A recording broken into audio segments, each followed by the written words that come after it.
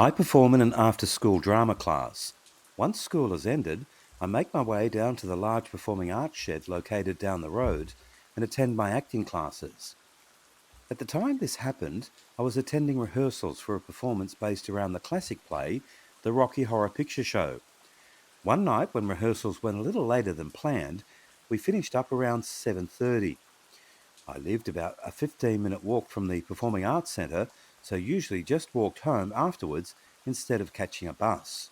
I usually follow the same route home, which includes a shortcut I take through our local cemetery. The cemetery in my town is quite old and has a number of very large statues alongside the moss-covered gravestones.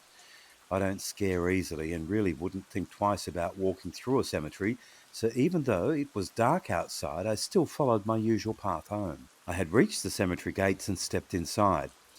It was a very cold night, and a layer of frost covered the ground, giving the cemetery an almost horror movie-like appearance. I didn't think anything of this, and just pulled up my scarf over my mouth and continued to walk.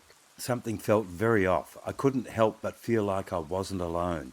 I had that very creepy feeling of someone watching over me. I kept looking behind me, but nobody was following me. I looked left and right, but couldn't see anybody in sight. I started to pick up my pace when I reached a mausoleum. The front of the mausoleum was covered in bars, and inside it was very dark, but I could make out some of the old vases with withered dead flowers and a couple of crumbled bouquets. I don't know why, but I felt like I needed to look inside. I walked up close to the bars and slowly put my face closer to peer through. I squinted my eyes to see into the darkness when all of a sudden a pale face appeared out of the darkness. Blood dripped from its eyes as it groaned in pain. Rotten flesh hung from its skinny body covered in cuts, oozing with blood and pus. It pulled itself alongside the ground, nails breaking apart into the cement, leaving a trail of gore.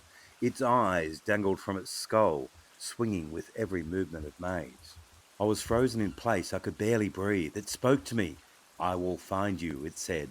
I couldn't say anything. I was so scared. It moaned in pain and said again, "I will find you." I turned and ran as fast as I could. I didn't look back. I ran out of the cemetery to my house and through my front door, up the stairs and into my bedroom.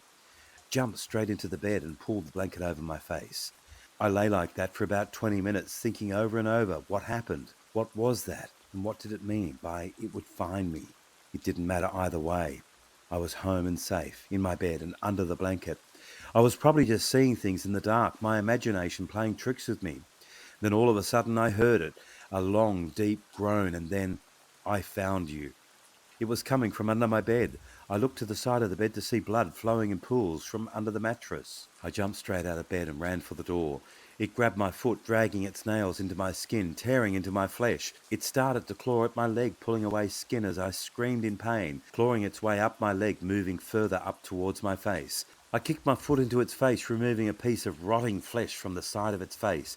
A piece of brain squished against my foot, landing onto the floor, making the creature release me. Free from its grip, I headed to the door. I met my parents on the staircase and waited for them to navigate my room. After 2 minutes or so, they came back and told me nothing was in the room.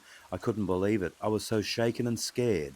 They saw my wounds and called the police and ambulance. I haven't seen it since, and I still don't know what it was. I never took that path again through the cemetery, and I hope that it never finds me again.